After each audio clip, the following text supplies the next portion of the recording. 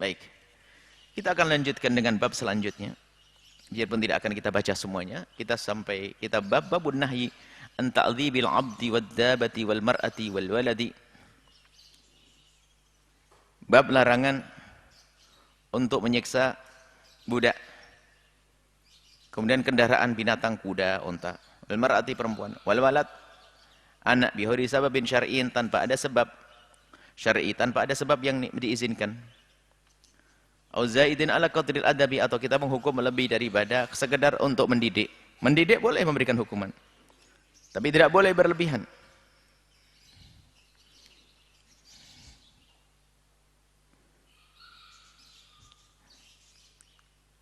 Qala Allah Ta'ala, Allah Subhanahu wa taala berfirman, wa bil walidaini ihsana wa bidzil qurba wal yatama wal masakin wal jari dzil qurba wal jaril junubi was sahibi bil jambi wabnis sabili wa ma malakat aymanukum innallaha la yuhibbu man kana mukhtalan fakhura. Perintah Allah adalah wabil walidaini ihsana. Hendaknya kita bisa baik-baik sama orang tua. Bil walidaini, orang yang paling berjasa dalam hidup kita. Wabidzil qurba, kerabat dekat. Wal yatama, orang yatim. Masakin, orang miskin.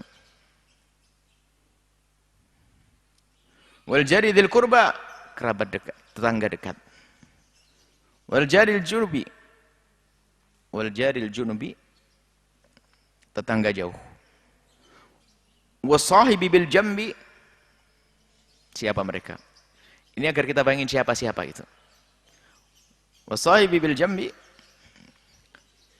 ada ditafsiri sebagian mengatakan teman paling dekatmu yaitu istri atau suami.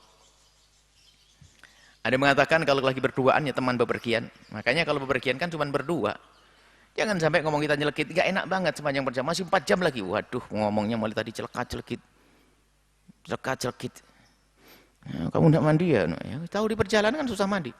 Kok bau banget kamu tuh? Nah, terus ngomongnya enggak enak. Ayo. Jadi celaka-celekit. Ngomongnya celaka-celekit. Atau yang lainnya, pokoknya ngomongnya tidak enak lah ini. Berduaan lagi, waduh, subhanallah. Akan capek sepanjang perjalanan. Perjalanan menjadi capek. Sahibi bil jambi. Wabnis sabili, orang yang terputus di jalan, yaitu mereka yang tidak punya bekal di jalan, hendaknya kita beri kasih sayang. Wa ma malaikat aymanukum, dan apapun yang ada di bawah naunganmu, termasuk dalamnya adalah budak dan ternak-ternak yang kita miliki. Ini babnya di sini. Wa ma malaikat aymanukum, ini yang ingin dihadirkan secara khusus oleh Imam An-Nawawi. Kebiasaan Imam Nawawi ada mendatangkan satu ayat atau dua ayat dari firman Allah Subhanahu wa taala. Seperti itu. Ini syahidnya di sini. Mama malaikat aimanukum, apapun yang kau miliki dari budakmu, binatangmu, binatang ternakmu. Apa yang kau miliki?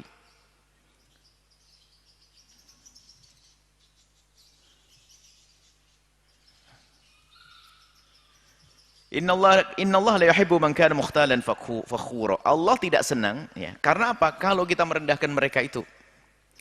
Apakah budak kita, kalau kita punya budak di zaman ada perbudakan misalnya, pembantu di rumah kita atau siapapun, kita adalah termasuk orang mukhtal, sombong.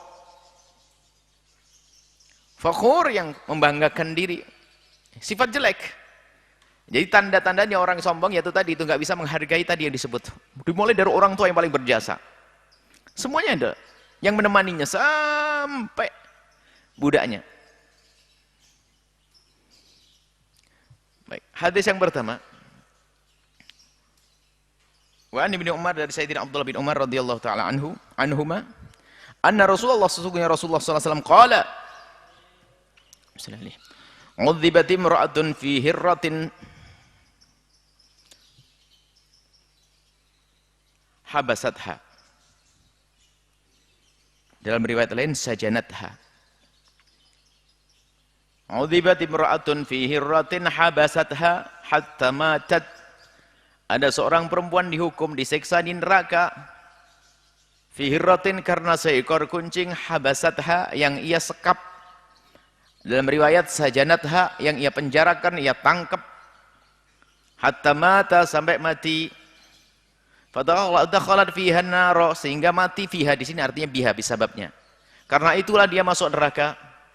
La hiya at'amatha, tidak ia memberi minum makan kepadanya, wala wasaqatha, dan tidak memberikan minum. Kucing disekap, tidak dikasih makan, tidak dikasih minum.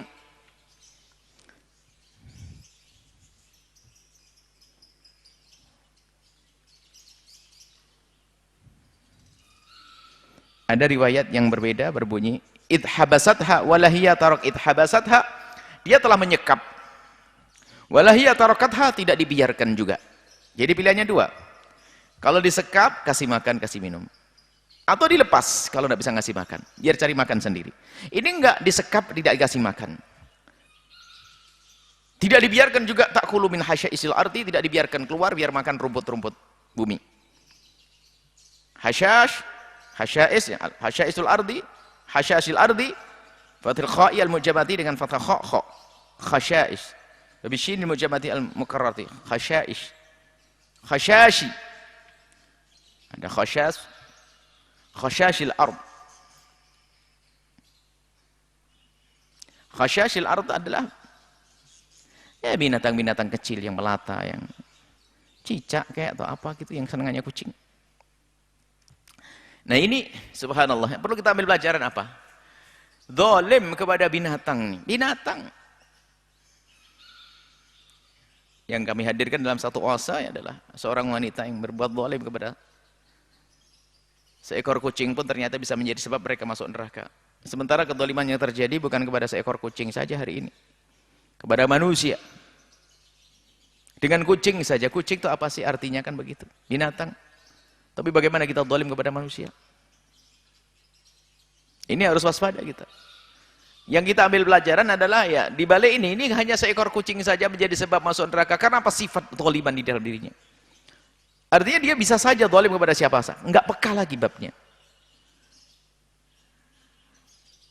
Harus kita peduli, biarpun itu binatang. Binatang sakit, binatang ini kita perhatikan. Kecuali memang ada binatang-binatang yang boleh dibunuh, bahkan dianjurkan dibunuh karena mengganggu manusia. Nah ini seekor kucing, pilihannya dua, kalau disekap kasih makan, atau dilepas biar makan rumput, makan cicak, atau makan mesa. Nah bisa diambil ini dari sisi tarbiyahnya, pendidikannya adalah membangun kepekaan hati kita agar kita itu mudah sedih, terenyuh di saat ada kezaliman. Zalim seekor kucing, atau yang lainnya. Yang difahami juga dari sisi fikihnya adalah pertanyaan, bolehkah saya miara burung? Itu kan disekap. Dari hadis tadi yang menjadikan sebab perempuan itu masuk neraka adalah disekap, tidak ngasih makan. Maka kalau ada orang miara burung, miara apa saja, kalau dikasih makan, kasih minum, tidak masuk bab ini. Ya saya. Yang menjadikan sebab dia masuk neraka adalah menyekap dan tidak ngasih makan, tidak ngasih minum. Dan atau tidak melepasnya juga. Yang punya burung di rumahnya, kalau tidak dikasih makan, lepas. Kalau tidak masuk wilayah dosa, masuk dosa nanti. Jadi ada pertanyaan beberapa waktu yang lalu juga ada, gimana Buya hukumnya miara burung? Asalkan dikasih makan dan kasih minum. Maka atau binatang-binatang yang lainnya yang tidak membahayakan kepada manusia boleh dipiara asalkan dikasih makan dan dikasih minum.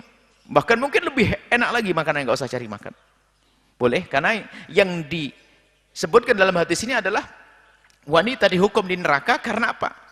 Menyekap, tidak ngasih makan. Atau tidak, mestinya menyekap kasih makan atau melepasnya biar cari makan sendiri. Baik, kemudian hadis selanjutnya adalah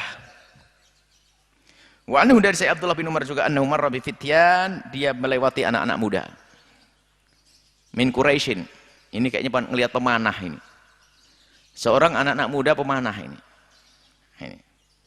Qad nasabu tayran, akhirnya ada pohon, ada burung diikat di situ. Burung hidup diikat. Wahum yarbunahu, akhirnya Pak dipanai itu burung. Burung yang dipanai. Jadi yang jadikan apa namanya? Fokus untuk di apa namanya? Apa kalau dalam ilmu dalam panah? Target ya. Target ya. Targetnya burung. Targetnya burung hidup. Wa qad ja'alu sahibit tayri kullu khati'atin min nablihim.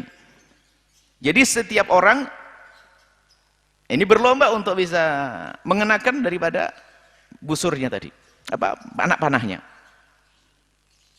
Falamma ra'a Ibnu Umar, setelah Sayyidina Fara'au Ibnu Umar, di saat mereka melihat Abdullah bin Umar, rupanya ngerti salah itu anak itu. Mereka tuh ngerti. Di saat lihat Sayyidina Abdullah bin Umar lewat langsung istafarraqu pada bubar. Faqala Ibnu Umar, kemudian saya Abdullah bin Umar berkata, "Man fa'ala hadza?" Siapa yang melakukan ini? La'anallahu man fa'ala hadza. Terkutuk orang yang melakukan yang demikian ini. Inna Rasulullah marah dan mengutuk, la'ana Rasul mengutuk, man ittakhadha syai'an fihi ruhu gharada. Nabi mengutuk kalau ada orang menjadikan target panah atau tombak sesuatu yang bernyawa. Al-gharad bi fathil ain, al-mujamati war-ra'i wa huwa al-hadaf. Target tadi. Wa syai'an ladzi yurma ilaihi, atau sesuatu yang akan dilempari dengan panah atau tombak. Nah, ini nggak boleh pakai binat, pakai burung. Kalau burung itu lepas itu dipanah untuk dikonsumsi, itu sah karena itu akan dimanfaatkan. Kalau untuk main-main nggak boleh seperti itu. Wan Anas, dan Sayyidina Anas juga radhiyallahu taala anhu qala, beliau berkata, naha Rasulullah sallallahu alaihi wasallam an tusbaral bahaimu. Tusbar itu